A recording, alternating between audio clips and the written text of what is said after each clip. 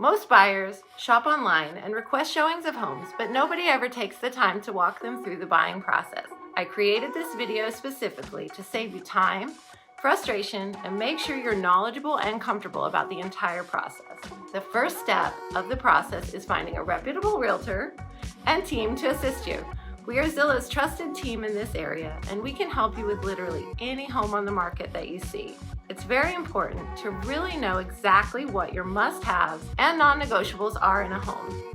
The more specific you can be about what you absolutely must have and where it should be, the easier it will be to find your dream home. We can even find off-market opportunities for you if we can narrow down the search to a few neighborhoods. In this low inventory market, if you can find 80% of what you're looking for in your price range, it's likely you should be writing an offer on it. There is no perfect house unless you build it from scratch. When you do find the right home and you're ready to write an offer, here are the important things to know.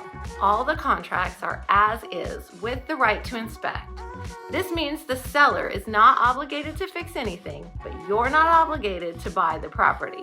You will have an inspection period of typically 7 days. The way the contract is worded, the buyer can back out of the deal for any reason whatsoever during the inspection period, and you are released from the contract. Any money that's in escrow is refunded to you. All you have to do is fill out one piece of paper.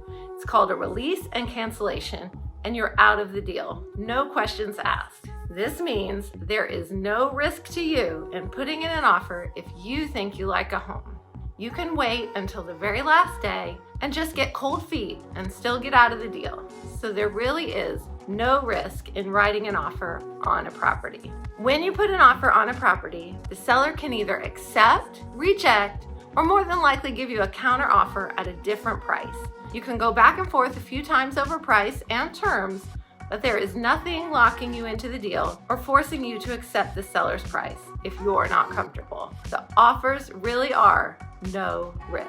Once we have an accepted deal that everyone is happy with, we will do an inspection. The inspector is there to make sure there is nothing that we couldn't see that is a problem with the house. You're really looking for the 4 major points: roof, AC, plumbing, and electrical. They're also going to check the exterior and the foundation, the attic, the water heater, and all the appliances. This includes, if there's any, the sprinkler system and the pool equipment. Anything cosmetic, like non-updated bathrooms or kitchens, should be factored into the original offer. The inspector will also give you a few documents you'll need to provide to your insurance agent in order to get an accurate insurance quote. If you don't have an insurance broker, don't worry. We have a great one, and we can get you the quotes very quickly.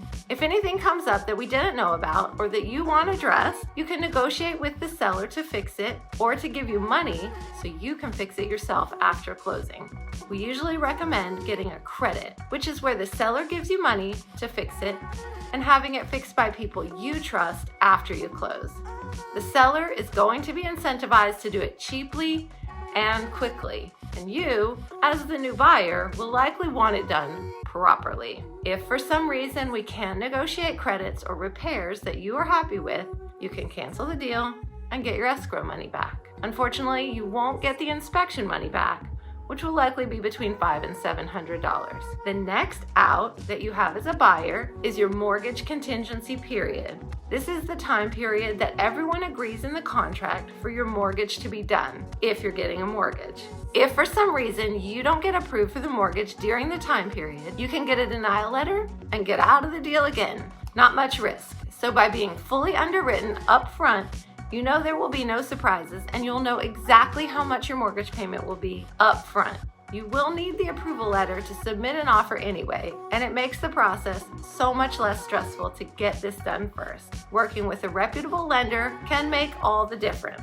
At the end of the day, it's your escrow money on the line if you can't close, so we always recommend working with someone reputable. We can recommend a few great lenders if you need, and we always recommend talking to one of them and getting a second opinion, even if you've already spoken to someone else. On the biggest financial purchase of most people's lives, getting a second opinion can't hurt. Our lender even pays for the appraisal, which can save you around $500 to $600. The shorter the loan approval period is, the stronger your offer looks.